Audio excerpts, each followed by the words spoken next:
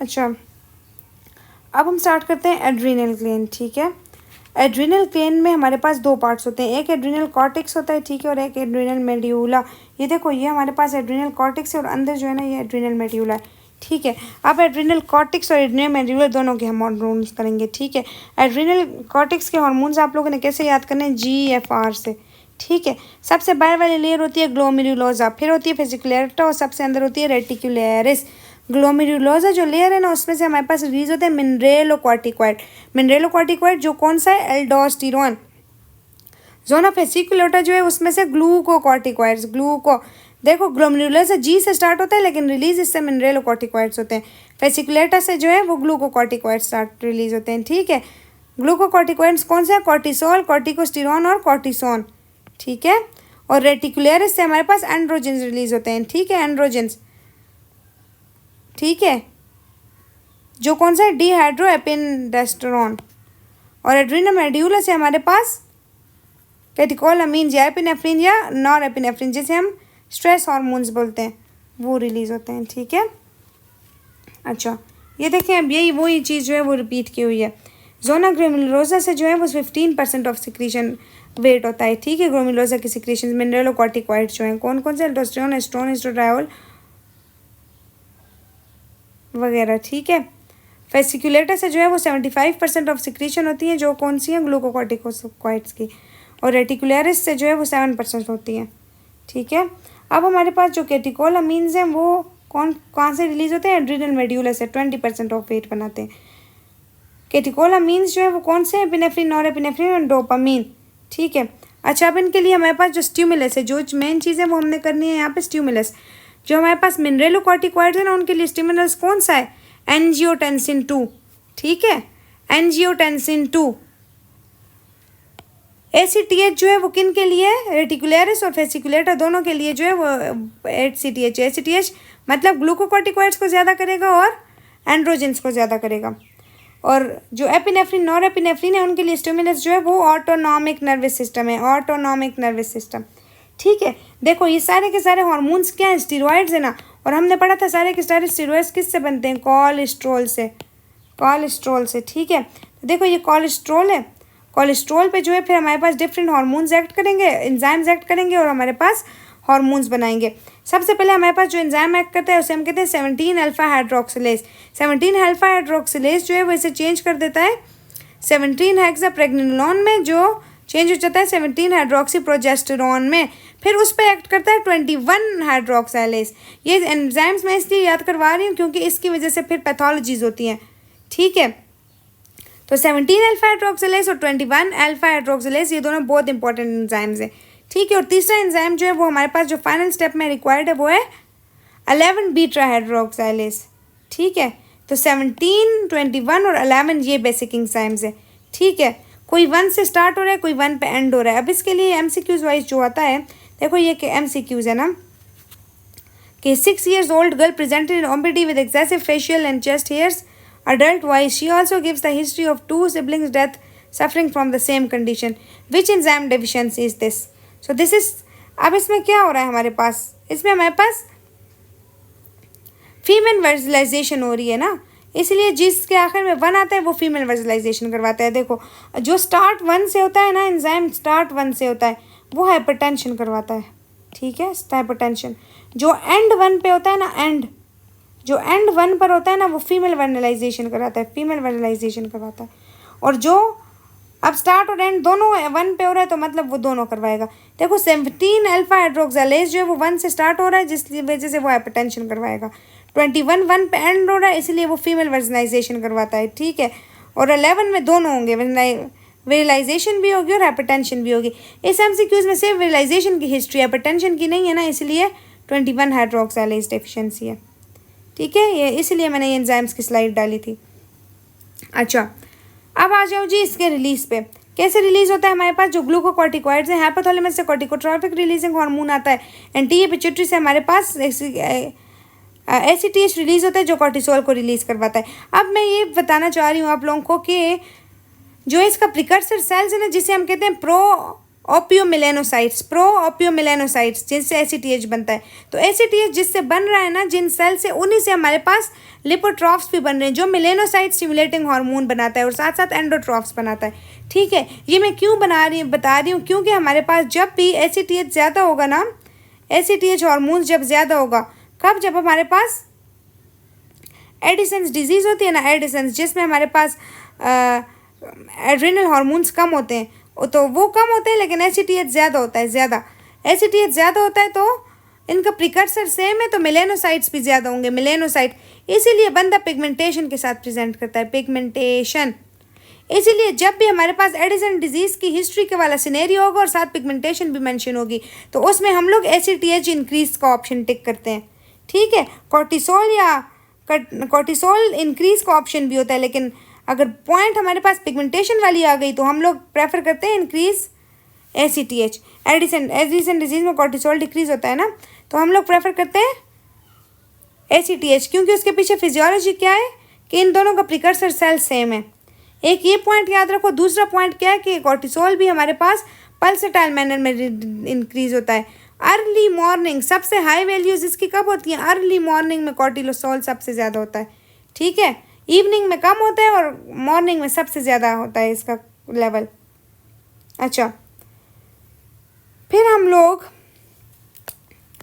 लोग वो कर देते हैं, हार्मोन्स करते हैं। ठीक है, सबसे पहले हमारे पास है ज़ोनोग्लोमेरुलोसा। ज़ोनोग्लोमेरुलोसा से क्या रिलीज़ होता है? एल्डोस्टेरोन, मिनरलोकॉर्टिकॉइड्स रिलीज़ होते हैं ना, जो एल्डोस्टेरोन है। एल्डोस्टेरोन के रिलीज़ के लिए क्या चीज़ें से रिलीज़ करते हैं? स्टिमुलस क्या है? एंजियोटेंसिन 2 और हाइपरकेलीमिया।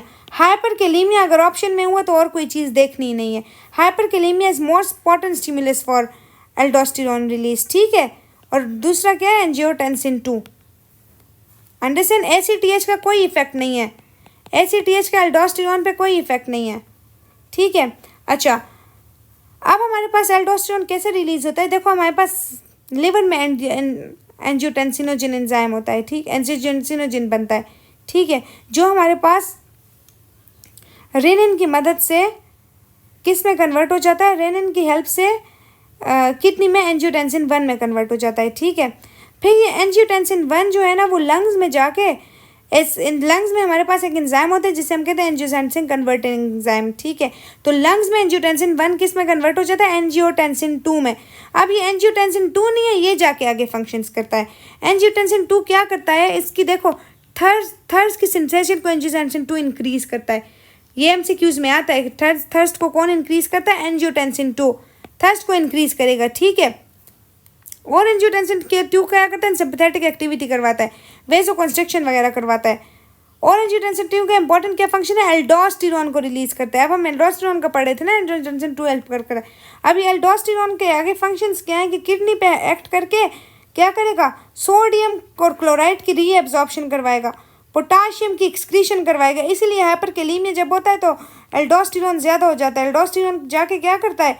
पोटाशियम को सिक्रीट करता है, बाहर निकालता है बॉडी से, और हाइपोकेलीमिया करवाता है, हाइपोकेलीमिया करवाता है। ठीक है, उसके अलावा ये हार्ट पे क्या करता है? हाइपरटेंशन करता है, बीपी को ज़्यादा करता है, कार्डियक रिमॉडलिंग में हेल्प करता है। तो ये हमारे पास इसके एमआरए से इसके एक्शन से याद करो। नेफ्रोप्रोटेक्टिव है, कार्डियो प्रोटेक्टिव है, और वेजो प्रोटेक्शन करता है। ठीक है, अब हमारे पास अगर एल्डोस्टेरोन ज़्यादा हो जाएगा, ज़्यादा इंक्रीज हो जाएगा, इंक्रीज एल्डोस्टेरोन, उसे हम क्या कहते हैं? Conn's disease, Conn's disease. अब इस एल्डोस्टेरोन की ज़्यादा होने की वजह से क्या होगा? पोटाशियम कम हो जाएगा बॉडी में ना, हाइपोकेलीमिया, इस कोन्स डिजीज़ का जब भी एमसीक्यूज आएगा ना, हो तो कैसे पहचानना है ये कोन्स है? हाइपोकेलीमिया से और हाइपरटेंशन से।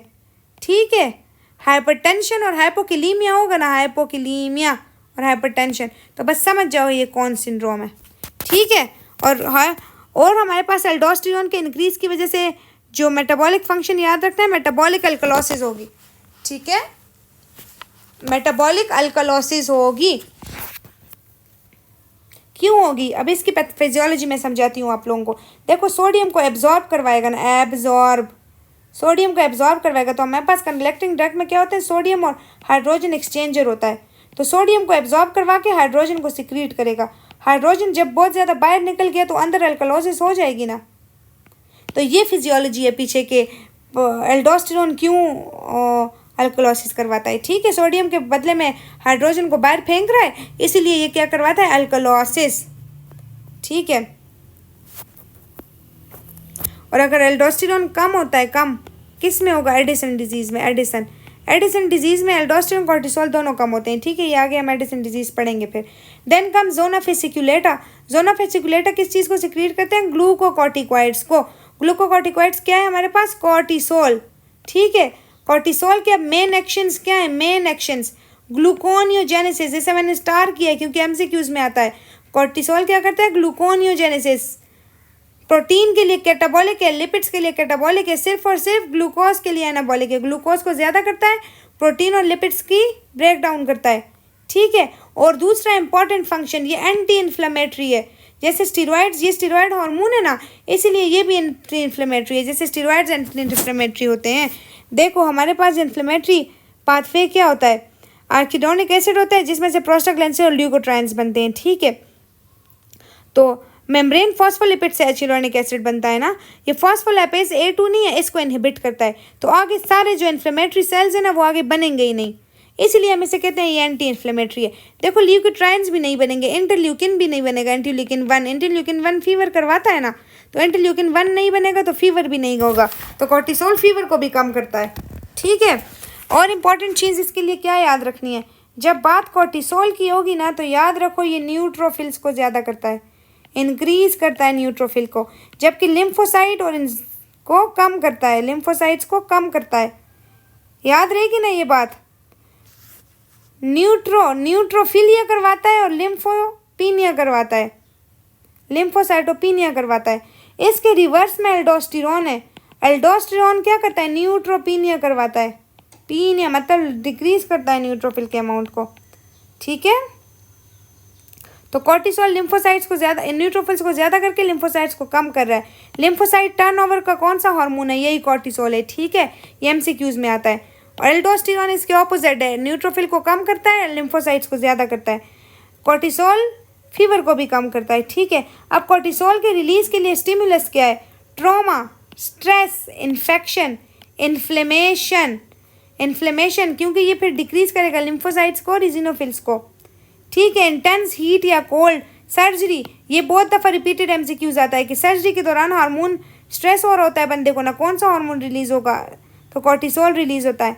ठीक है, कोई सिंपैथेटोमाइमेटिक ड्रग्स ले लिए हैं वो भी इंक्रीज करेगा। ठीक है, अब एक बहुत ज़्यादा रिपीटेड एमसीक्यूज बार बार आते हैं, इसकी थोड़ी सी हमारे पेपर में भी आया था। अगर अर्ली की बात हो ना, अगर अर्ली फर्स्ट इनकी चीज़ों की बात हो ना तो बस CRF याद कर लो, इसका सीक्वेंस है CRF is greater than ACTH is greater than cortisol. लेकिन अगर अर्ली रिस्पॉन्स या अर्ली चेंज पूछो स्ट्रेस का, ठीक है, बाकी एज अ होल स्ट्रेस तक की अगर सिर्फ बात हो, अर्ली वगैरह का ऑप्शन ना हो, तो स्ट्रेस की बात होगी ना तो बस cortisol is greater than ACTH is greater than CRF। ठीक है, अच्छा अब थोड़ी सी हम इसकी पैथोफिजियोलॉजिकली पॉइंट्स पढ़ लेते हैं। वो क्या है हमारे पास कि सबसे पहले हम करते हैं जब हमारे पास लो लेवल होगा हमारे पास एड्रिनल कॉर्टेक्स हार्मोन्स का। कब होगा, जब हमारे पास एडिसन डिजीज़ होगा। ठीक है, एडिसन डिजीज़ क्या होता है कि हमारे पास एड्रिनल कॉर्टेक्स जो है वो इनेबल होता है कि अपने हार्मोन को प्रोड्यूस कर सके। कॉजेज़ क्या है इसकी, कैंसर, टीबी या एट्रोपी हो गई है एड्रिनल कॉर्टेक्स की किसी वजह से। ठीक है, अच्छा फिर हमारे पास क्या आता है कि इसके क्लिनिकल फीचर्स क्या होंगे। देखो इसमें मिनरलोकॉर्टिकॉइड्स की भी डिफिशियंसी और ग्लूकोकॉर्टिकॉइड्स की भी।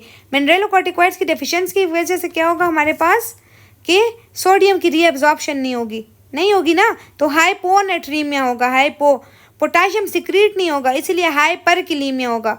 एल्डोस्टेरोन नहीं है तो हाइपरकिलीमिया और हाइपोनेट्रीमिया। ग्लूकोकॉर्टिकॉइड्स की वजह से क्या होगा, ग्लूकोज नहीं अब बन रहा होगा सही से, ग्लूकोज की अमाउंट कम हो जाएगी। ठीक है, डिक्रीज ग्लूकोनियोजेनेसिस हो जाएगा, प्रोटीन और फैट्स दोनों की मेटाबॉलिज्म या मोबिलाइजेशन डिक्रीज हो जाएगी। ठीक है, टिश्यू फैट्स वगैरह से। अच्छा अब ये जो बात मैं समझा रही थी, मेलानिन की पिगमेंटेशन कर देगा मेम्ब्रेन्स की। ठीक है, मेलानिन की वजह से पिगमेंटेशन के साथ पेशेंट आएगा, एडिसन डिजीज़ में पिगमेंटेशन होगी। ठीक है। ACTH का लेवल इंक्रीज होगा। क्यों? क्योंकि ये एड्रिनल कॉर्टेक्स का अपना मसला है जो प्रोड्यूस, ACTH नॉर्मल आ रहा है लेकिन एड्रिनल कॉर्टेक्स का अपना मसला है कि प्रोड्यूस नहीं कर रहा। ठीक है। और ट्रीटमेंट क्या है कि हम रिप्लेसमेंट करेंगे ग्लूकोकॉर्टिकॉइड्स और रिप्रेनोलोकॉर्टिकॉइड्स की। Simple, very simple. ठीक है। फिर आ जाता है हमारे पास कुशिंग सिंड्रोम या कुशिंग डिजीज़। अब कुशिंग सिंड्रोम क्या होता है हमारे पास कि हमारे पास एड्रिनल ग्लैंड का अपना मसला है। अब हमारे पास हम वो सिचुएशन पर हैं जिसमें हार्मोन ज़्यादा हैं। ठीक है। हाइपर एड्रिनलिज्म या hyper activity of adrenal cortex से। हाइपर एक्टिविटी कब होती है? कुशिंग डिजीज़ में, कुशिंग सिंड्रोम में। कुशिंग सिंड्रोम क्या है कि एड्रिनल ग्लैंड का अपना मसला है, खुद ही ज़्यादा प्रोड्यूस कर रहा है। ठीक है। किस चीज़ को? कॉर्टिसोल्स को, एंड्रोजिन्स को। अंडरस्टैंड? अच्छा, अब इसकी वजह से क्या होगा? ग्लूकोज ज़्यादा हो जाएगा, हाइपरग्लाइसीमिया होगा, मसल वेस्टिंग होगी, सेंट्रल ओबेसिटी के साथ पेशेंट प्रेजेंट करेगा। वेरी कॉमन MCQs ये हमारे पास मून फेस, सेंट्रल ओबेसिटी, मोटा सा बंदा, ये पिगमेंटेशन फेस पे, एक्नी, ये इसके साथ जो स्पेसिफिक MCQs आता है कुशिंग का। ठीक है। बफेलो हम्प होता है। ठीक है। सुप्राक्लेविकुलर फेट होता है, राउंड फेस होता है, ऑस्टियोपोरोसिस, एब्डोमिनल स्ट्राया होते हैं, एब्डोमिनल स्ट्राया। ठीक है। मेंस्ट्रुअल डिसऑर्डर्स होते हैं फीमेल में, और साथ साथ हाइपरटेंशन होती है, हाइपरटेंशन। ठीक है। और ACTH का अमाउंट कुशिंग में क्या होगा? डिक्रीज होगा, डिक्रीज। क्यों? क्योंकि फीडबैक कॉर्टिसोल ज़्यादा है ना, तो वो क्या कर रहा है? फीडबैक के थ्रू ACTH को कम कर रहा है। अंडरस्टैंड? कुशिंग डिजीज़ भी वही चीज़ है, लेकिन कुशिंग डिजीज़ और सिंड्रोम को डिफरेंस कैसे करना है? कुशिंग सिंड्रोम डिजीज़ अब जो होती है ना, डी आ गया ना, डी ऊपर चला गया है, मतलब डिजीज़ मतलब कि अब पिट्यूटरी से ACTH ज़्यादा आ रहा है जिसके रिस्पॉन्स में कॉर्टिसोल ज़्यादा हो रहा है। ठीक है। डिजीज़ पिट्यूटरी की बात आ जाएगी।